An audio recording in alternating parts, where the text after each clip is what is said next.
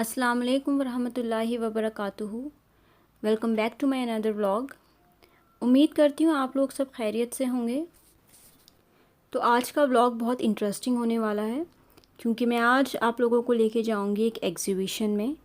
तो ज़्यादा time waste नहीं करते हैं और व्लॉग को स्टार्ट करते हैं। तो ये डिसाइड हुआ कि हम लोग लंच के बाद निकलेंगे। तो मैं यहाँ लंच पे बना रही हूँ 1 पॉट बिरयानी। तो उसके लिए मैंने यहाँ पे लिया है एक पॉट में 1 सर्विंग स्पून देसी घी और उसमें मैं डाल रही हूँ एक लार्ज साइज़ अनियन जिसको मैं ब्राउन करूँगी। और उसके बाद यहाँ पर कुछ मसाले हैं। सौंफ है जो मैंने 1 टेबलस्पून ली है, ज़ीरा 1 टेबलस्पून, सिनेमन स्टिक 2 से 3 टुकड़े, 3 लौंग, 2 हरी इलायची, 2 तेज़पत्ता, 1 बड़ी काली इलायची और 3 से 4 हरी मिर्च। तो जब हमारे प्याज ब्राउन हो जाएंगे तो तब उसमें हम अपने जितने भी ये मसाले हैं जो ये भी सौंफ और ज़ीरा है ये सब हम इसमें डाल देंगे। सिनेमन स्टिक, हरी मिर्च हम बाद में डालेंगे, अभी नहीं डालेंगे। और इसको डालने के बाद हम इसको मीडियम टू लो फ्लेम पे भूनेंगे। तो जब आपकी ये सब जो सौंफ है, ज़ीरा है, क्रैकल होने लगे तो उसके बाद हम इसमें जो है गार्लिक पेस्ट को ऐड करेंगे। तो अभी हम इनको मीडियम टू लो फ्लेम पे भून रहे हैं और यहाँ पर मैं ऐड कर रही हूँ गार्लिक पेस्ट और मैं यहाँ पे डाल रही हूँ 1.5 टेबलस्पून के करीब गार्लिक पेस्ट। उसको अच्छा मिक्स देंगे।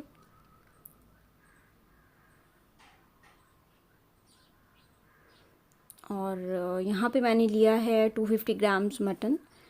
तो अब हम अपने मटन को भी यहाँ पे ऐड कर लेंगे स्टेज पर और यहाँ पर हम इसे हाई फ्लेम पे भूनेंगे कि जो मटन अपना पानी रिलीज़ करेगा वो ड्राई हो जाए।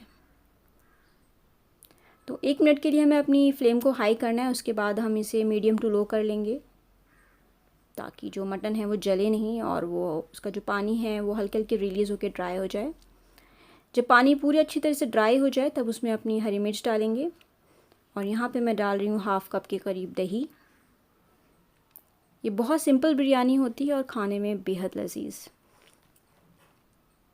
तो दही डालने के बाद भी हम इसको भूनेंगे। मैं यहाँ पे इसको 2 से 3 मिनट तक मीडियम टू लो फ्लेम पर भूनूंगी क्योंकि दही भी अपना पानी रिलीज़ करती है तो हमें वो पानी भी ड्राई करना है।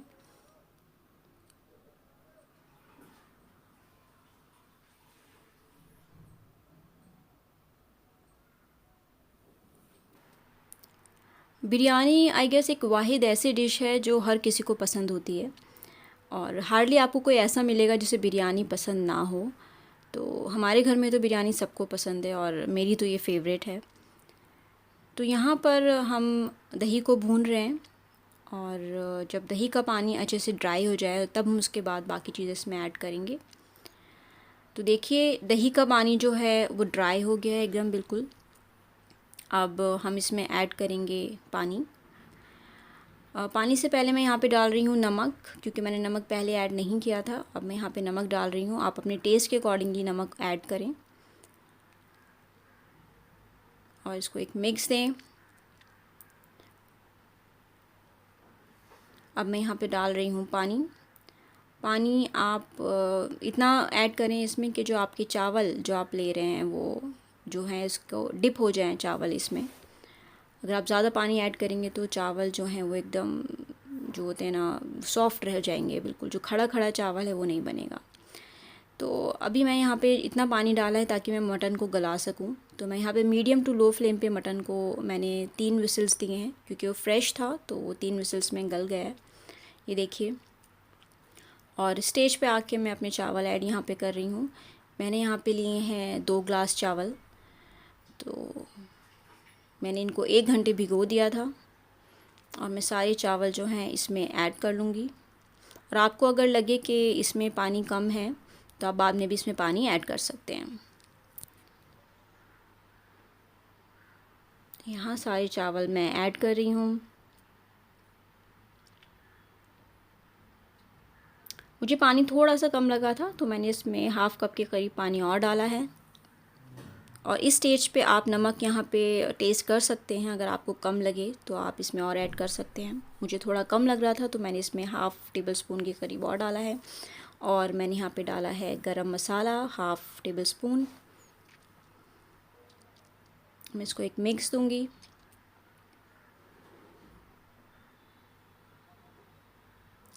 और यहाँ पे मैं ऐड कर रही हूँ केवड़ा मैंने यहाँ पे डाला है 2 टीस्पून के करीब।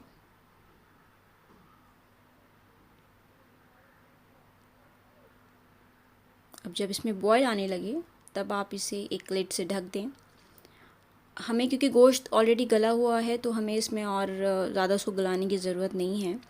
तो जब आपको उसमें जो है आपका बॉयल होने लगे पानी, तब मैंने इसको ढक दिया था प्रेशर कुकर से। और मैंने इसको जब स्टीम इसमें बन गई तो मैंने इसे कोई विसल नहीं दी, बट जैसे स्टीम बनी मैंने गैस को ऑफ़ कर दिया और 5 मिनट तक इसको दम पे दिया। उसके बाद मैं यहाँ पे डाल रही हूँ ज़र्दे का रंग, वो आप ऐसे ऊपर से डाल सकते हैं। और फिर मैं इसको सेम प्रोसेस रिपीट करूँगी। इसको मैं एक प्रेशर कुकर के लिड से मैं इसको ढक दूँगी और उसके बाद में जब इसमें प्रेशर बन जाएगा तब मैं उस गैस को ऑफ़ कर दूँगी।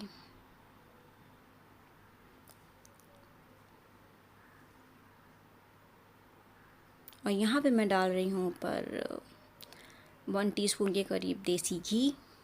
देसी घी की खुशबू अलग ही होती है, तो ये ज़रूर ऐड करें आप। अब वही मैंने लिड इसके ऊपर लगा दी है थोड़ी सी खोल कर। और अब मैं इसको ढक दूँगी प्रॉपर, ताकि जो स्टीम इसमें बन जाए और चावल जो है अच्छे से पक जाए। तो लीजिए, हमारी 1 पॉट बिरयानी बन के तैयार है। और जैसे कि आप देख रहे हैं चावल अलग अलग कितना खूबसूरत लग रहा है। और यहाँ पे मैं इसे एक बोल में सर्व कर रही हूँ। तो उम्मीद करती हूँ मुझे आपको ये रेसिपी पसंद आई होगी और आप इंशाल्लाह इसको अपने घर पे ज़रूर ट्राई करेंगे। मुझे कमेंट्स के थ्रू ज़रूर बताएं कि आपको मेरी ये रेसिपी कैसी लगी और अगर आपने इसको घर पे बनाई है तो वो कैसे बनी।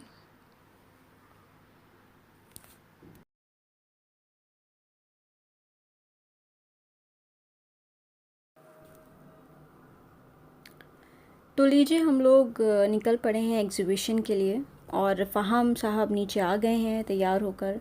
और वो बहुत एक्साइटेड हैं बाहर जाने के लिए और लोगों को इधर उधर देख रहे हैं, बहुत हैरान हैं। तो बच्चों का यही होता है, जब वो बाहर जाते हैं तो बहुत खुश होते हैं। और फ़हाम तो कुछ स्पेशल ही हैं, उनको बाहर जाने का बहुत शौक़ है। तो लीजिए, फ़ाइनली हम पहुंच गए अपनी एग्ज़िबिशन में, बुटीक एंड वेडिंग एक्सपो 2021। ये लगी थी होटल क्लार्क अवध में। और यहाँ पे फ़हाम अपनी दादी के साथ घूम रहे हैं। मुझे एग्ज़िबिशन्स में जाना बहुत पसंद है, बट लखनऊ में मेरा ये फ़र्स्ट टाइम है। मैं दिल्ली में अक्सर जाया करती थी, प्रगति मैदान में जो एग्ज़िबिशन लगती है वो मैं मिस नहीं करती थी। बट लखनऊ में मुझे कभी ऐसा मौका नहीं मिला, ये फ़र्स्ट टाइम है मेरा लखनऊ में। तो चलिए फिर चलते हैं अंदर और आपको दिखाते हैं अंदर का नज़ारा। और इधर मैं आपके पास एक बहुत ही आपके साथ एक बहुत अच्छी हदीस शेयर करना चाहूँगी। सही बुखारी की हदीस नंबर 1434 है, जिसमें हुज़ूर सल्लल्लाहु अलैहि वसल्लम ने फ़रमाया है कि जो माल तुम्हारे पास है उसे ख़र्च किया करो, गिन गिन कर मत रखा करो। अगर गिन गिन कर रखोगे तो अल्लाह भी तुमको गिन गिन कर देगा। अब अगर आपके पास माल है और आप इसको फिर भी दबा कर बैठे हैं, आप अपने पे भी ख़र्च नहीं कर रहे हैं, अपने रिश्तेदारों पर भी ख़र्च नहीं कर रहे हैं और किसी ज़रूरतमंद पर भी ख़र्च नहीं कर रहे हैं, तो ये बहुत गलत है। आप अपनी बीवी बच्चों पे ख़र्च करिए, जो आपके रिश्तेदार ज़रूरतमंद हैं उन पे ख़र्च करिए। उसके बाद अगर आपको कोई लगता है कोई अनजान है उसको बहुत ज़रूरत है तो उस पर भी ख़र्च करिए। कुछ लोग होते हैं कि बिल्कुल दबा कर रखते हैं पैसा और दिल मार के रहते हैं, अपना ख़र्च नहीं करते हैं, तो ये चीज़ अल्लाह को बिल्कुल पसंद नहीं है। हाँ, इसका मतलब ये भी नहीं कि आप बिल्कुल एकदम अंधाधुंध पैसा ख़र्च कर दें और अपने पे ही ख़र्च करे जा रहे हैं, गरीबों की मदद नहीं कर रहे हैं, रिश्तेदारों को नहीं पूछ रहे हैं, वो भी गलत है। आप सबसे पहले अपना घर देखें, अपने घर में ख़र्च करें, अपने बीवी बच्चों पे ख़र्च करें, उसके बाद अपने रिश्तेदारों पे, आपके कोई पड़ोसी है अगर वो ज़रूरतमंद है उस पर ख़र्च करें, फिर कोई जो अनजान है वो ज़रूरतमंद है उस पर ख़र्च करें। ये अल्लाह को बहुत पसंद है। तो अल्लाह को तो सखी बहुत पसंद है, जो बख़ील लोग होते हैं वो अल्लाह को बिल्कुल पसंद नहीं है। तो अगर आपको अल्लाह ने दिया है तो मैं आपसे यही कहूँगी कि उसे अपने ऊपर ख़र्च करें, अपने रिश्तेदारों पे ख़र्च करें और ज़रूरतमंदों पर भी ख़र्च करें। तो चलें फिर आगे बढ़ते हैं। और यहाँ पे जो मुख्तलिफ़ तरह के स्टॉल्स थे, ये स्टॉल है या ये एक फैंसी सूट्स का स्टॉल था। तो मैं ऐसे रैंडमली, बस मुझे इतना टाइम नहीं था कि मैं एक सूट को देखूं, हर चीज़ एक्सप्लोर करूं। तो जस्ट मैंने इसलिए रिकॉर्ड किया ताकि मैं आप लोगों को एक झलक दिखा सकूं यहाँ की एग्जीबिशन की। ये जो स्टॉल था जूतियों का, ये मुझे बहुत पसंद आया था। यहाँ से मैंने एक जूती ख़रीदी थी। मुझे बचपन से बहुत शौक़ है ये पंजाबी जूतियों का, और इनकी कलेक्शन वाकई बहुत अच्छी थी। टिम्बकटू करके मुझे बहुत पसंद आई इनकी कलेक्शन। आपको आगे वीडियो में देखने को मिलेगा इसमें। और यहाँ कुछ जैकेट्स और ओवरकोट्स थे। ये कलेक्शन भी अच्छी थी, बट मुझे ज़रूरत नहीं थी। मेरे पास काफ़ी ओवरकोट्स हैं तो मैंने नहीं लिया। बहुत बड़ी एग्जीबिशन नहीं थी। ये लोग बता रहे थे कि इस साल बहुत ज़्यादा कस्टमर नहीं हैं, तो उस हिसाब से एग्जीबिशन लगी है। काफ़ी लिमिटेड स्टॉल्स थे। और यहाँ पे कुछ गर्म सूट हमें देखने को मिले, बट जैसे मैंने आपको पहले बताया कि एग्जीबिशन होती है तो ऑब्वियसली प्राइस जो हैं वो अननेसेसरली काफ़ी हाई होते हैं। जो यहाँ सेम कलेक्शन थी, और मैं अपनी लास्ट वीडियो में ऑलरेडी शेयर कर चुकी हूँ कि मेरी सिस्टर इन लॉ भी काम करती हैं, तो उसके कंपैरेटिवली यहाँ के प्राइस डबल थे। तो मैंने यहाँ से कुछ नहीं लिया। और ये स्टॉल की कलेक्शन भी मुझे अच्छी लगी। पार्टी वेयर सूट्स थे यहाँ पे भी, बट मुझे हैवी सूट्स नहीं चाहिए थे, तो आई वाज जस्ट एक्सप्लोरिंग। और बहुत ज़्यादा भीड़ नहीं थी एग्जीबिशन में, सन्नाटा ही था। और ये लोग जो स्टॉल्स लगाते हैं, ये लोग भी परेशान थे कि कस्टमर इतना नहीं है इस साल। तो मोस्टली जो यहाँ पे हैं ये लेडीज़ का ही यहाँ पे सब स्टॉक था। और अमूमन लेडीज़ को ही शॉपिंग का ज़्यादा शौक़ होता है।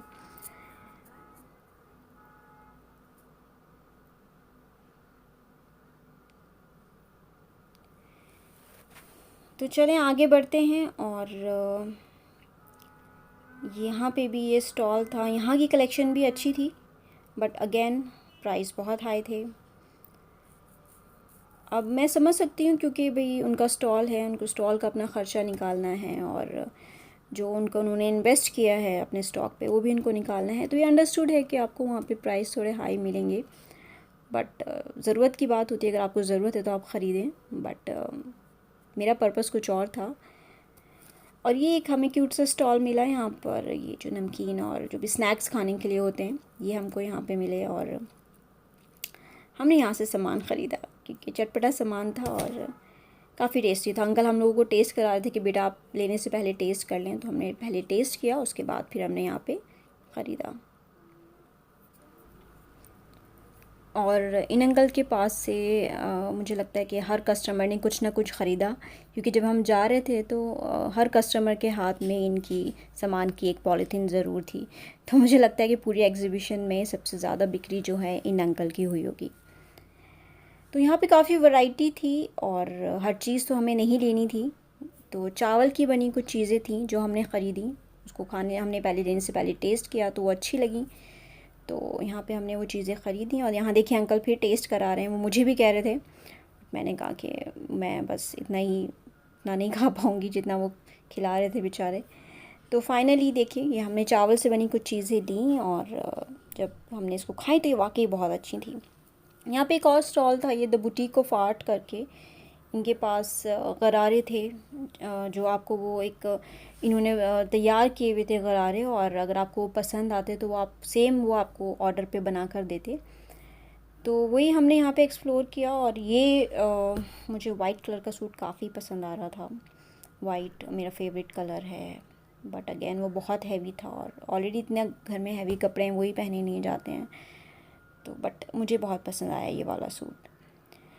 तो ये वो गरारा है जिसकी मैं बात कर रही थी। ये गरारा हम लोगों को पसंद आ रहा था। ये इन्होंने एक सैम्पल के तौर पे रखा हुआ है। इसका दुपट्टा भी काफ़ी खूबसूरत था। तो अगर आपको जो चीज़ पसंद आ रही है सैम्पल, वो आप ऑर्डर देके यहाँ पे बनवा सकते हैं। इनके रेट्स मुझे रीज़नेबल लगे, क्योंकि जो अमूमन हम गरारे बनवाते हैं वो भी इतने के बनते हैं। तो इस गरारे की कॉस्टिंग उन्होंने हम लोगों को बताई थी 35,000 के अप्रॉक्स, और प्योर शिफॉन पे ये काम था। तो ये कलर अच्छा लग रहा था, तो इन्होंने अपना कार्ड भी शेयर किया हमारे साथ, इन केस आपको कभी भी इन फ्यूचर आपको ज़रूरत पड़े, आपको गरारे बनवाने हो तो आप बनवा सकते हैं। तो मुझे इनके प्राइस काफ़ी रीज़नेबल लगे। अगेन वाइट कलेक्शन फेवरेट, तो नज़र टिक गई वहाँ पर और हम लोग रुक गए। तो ये विंडो शॉपिंग ही चल रही है और कुछ नहीं, क्योंकि अभी ख़रीदना कुछ नहीं है। अच्छा, कुछ लेडीज़ होती हैं जो शॉपिंग में बहुत टाइम वेस्ट करती हैं, क्योंकि वो हर चीज़ को पहले उसकी बारीकी देखेंगी, फिर वो मोल भाव करेंगी और फिर फाइनली वो कुछ नहीं ख़रीदेंगी। तो मेरा नेचर ये है कि अगर मैं शॉपिंग के पर्पज़ से घर से निकल रही हूँ और तो मुझे मेरे माइंड में है मुझे क्या ख़रीदना है, तो मैं ज़्यादा टाइम नहीं लेती, मैं फटाफट शॉपिंग करती हूँ। मैं बहुत ज़्यादा एक्सप्लोर नहीं करती, क्योंकि मेरे माइंड में ऑलरेडी है मुझे क्या लेना है, तो फटाफट उठाया। मुझे मतलब हार्डली 1 घंटे में मैं काफ़ी शॉपिंग कर लेती हूँ अपनी। तो मुझे मतलब शॉपिंग में ज़्यादा टाइम इन्वेस्ट करना बेवकूफ़ी लगती है और मैं बोर भी बहुत जल्दी हो जाती हूँ ज़्यादा शॉपिंग में अगर मुझे टाइम लग जाता है तो। मेरी बड़ी बहन है, वो शॉपिंग में बहुत ज़्यादा टाइम लेती हैं। वो 10 दुकानें एक्सप्लोर करेंगी, फिर वो एक दुकान से फाइनली ख़रीदेंगी हर एक चीज़। तो मैं उनके साथ जाना बिल्कुल पसंद नहीं करती, क्योंकि मुझे बहुत ज़्यादा उनके साथ बोरियत होती है ये सब करने में। तो मैं आ गई हूँ अपने फेवरेट स्टॉल पे और यहाँ से मैं, क्योंकि मैं रेजिस्ट नहीं कर पा रही थी और ज़रूरत तो थी नहीं, बिल्कुल भी नहीं थी, बट कलेक्शन इतनी प्यारी थी कि मैंने सोचा कि क्यों ना कुछ लिया जाए। तो जैसे कि आप देख रहे हैं कितने खूबसूरत कलर हैं यहाँ पर, और ये सब हैंडमेड हैं, काफ़ी कंफर्टेबल थी। पार्टी वेयर आपकी किसी भी ड्रेस पे हर कलर में आपकी चल सकती हैं।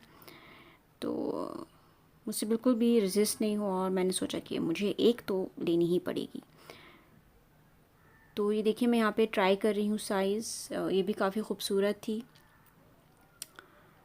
ये मुझे बहुत पसंद आई। मैं यही लेना चाहती थी बट साइज़ का इशू था मेरे साथ, तो ये मैं नहीं ले पाई सैडली। ये भी मुझे काफ़ी पसंद आई थी वाइट में, इसका साइज़ परफेक्ट था।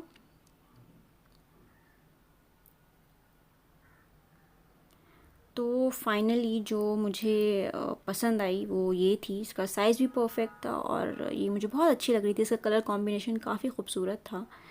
तो मैंने फाइनली ये ख़रीद ही ली। और लेना तो मैं और भी चाहती थी बट मैंने ख़ुद को रोक लिया। फिर इसके प्राइस भी मुझे रीज़नेबल लगे, क्योंकि अगर आप मिंत्रा वगैरह पे इस तरह की जूतियाँ देखेंगे तो आपको 2000 से अबव की मिलेंगी। मुझे यहाँ पे मिली है 1450 की। आंटी ने मुझे डिस्काउंट दिया, इसका एक्चुअल प्राइस 1650 था, बट उन्होंने कहा बेटा मैं आपको डिस्काउंट दे रही हूँ, 1450 की मैं आपको ये दे रही हूँ। तो अगर मैं 2 ख़रीदती तो मुझे और डिस्काउंट मिलता, बट मैंने एक ही ली। तो फिर फाइनली हम आगे बढ़े। एग्जीबिशन इतनी ही थी बस, कुछ ज़्यादा स्टॉल्स नहीं थे, तो एक्सप्लोर करने के लिए कुछ और बचा नहीं। तो हम लोग फिर आगे बढ़े और फिर वही वाइट कलेक्शन दिख गई, तो फिर हम लोग रुक गए देखने के लिए। ये बहुत सिंपल से बहुत खूबसूरत से सूट थे, बट फिर हम वहाँ से निकल गए और हम वापस फिर घर जा रहे हैं, क्योंकि हमें जो ख़रीदना था वो मैंने ख़रीद लिया। और अब मुझे फ़ाहम को भी देखना था, क्योंकि काफ़ी देर हो गई थी, 30-35 मिनट्स हो गए थे हम लोगों को ऊपर, और मुझे लग रहा था कहीं फ़ाहम रो ना रहा हो। तो फिर हम जल्दी जल्दी से रैप अप करके मैं बाहर आई। तो जब मैं बाहर आई तो मैंने फ़ाहम को देखा, तो वो अल्हम्दुलिल्लाह बहुत खुश थे। उन्होंने सास अम्मी को बिल्कुल परेशान नहीं करा, और वो यहाँ के जो गाड़ियाँ गुज़र रही थी उसको देख के वो बहुत खुश थे। ये देखें वो एकदम खामोशी से अपना लेटे हुए हैं, और मुझे देखकर वो बहुत एक्साइटेड हो गए थे, क्योंकि काफ़ी देर में देखा था उन्होंने मुझे। तो ये देखिए वो एकदम से हैरान हो गया कि ये अम्मा आ गई हैं। तो एकदम खुश हो गया था, वो एकदम गोद में आना चाह रहा था। तो खैर मैं यहाँ पे अपने व्लॉग को एंड करती हूँ और उम्मीद करती हूँ आपको मेरा ये व्लॉग पसंद आएगा। तो मिलते हैं फिर अपने अगले व्लॉग में, तब तक के लिए अल्लाह हाफ़िज़।